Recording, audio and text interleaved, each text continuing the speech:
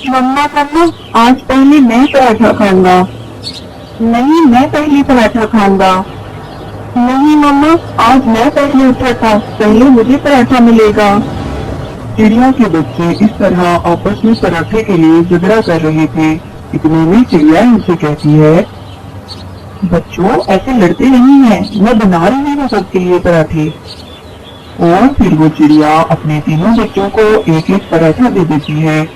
दो बच्चे तो बहुत सब्र से पराठा ठंडा होने का इंतजार करते हैं, लेकिन एक बच्चा जिसे हर काम की बहुत जल्दी होती है, वो गरम गरम ही सारा पराठा खा लेता है और इसका मुंह अंदर से बुरी तरह जल जाता है।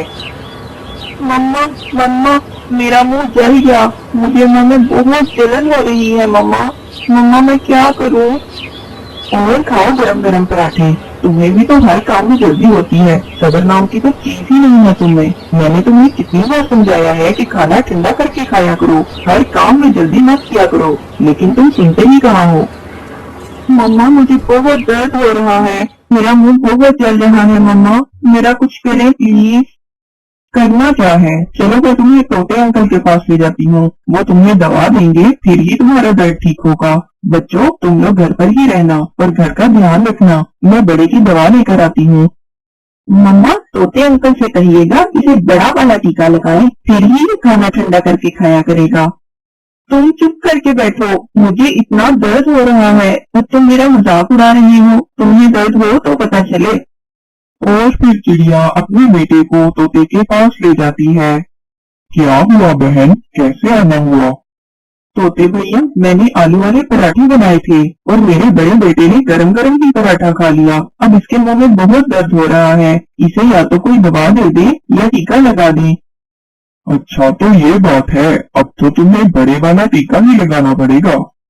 नहीं अंकल, प्लीज मुझे टीका मत लगाइएगा, आप मुझे कोई गोली दे दें या फिर शरबत दे दें, मगर मुझे टीका मत लगाइएगा प्लीज, मुझे टीके से बहुत डर लगता है। अब तुम्हें पता चलेगा, मैं ना कहती थी कि खाना ठंडा करके खाया करो।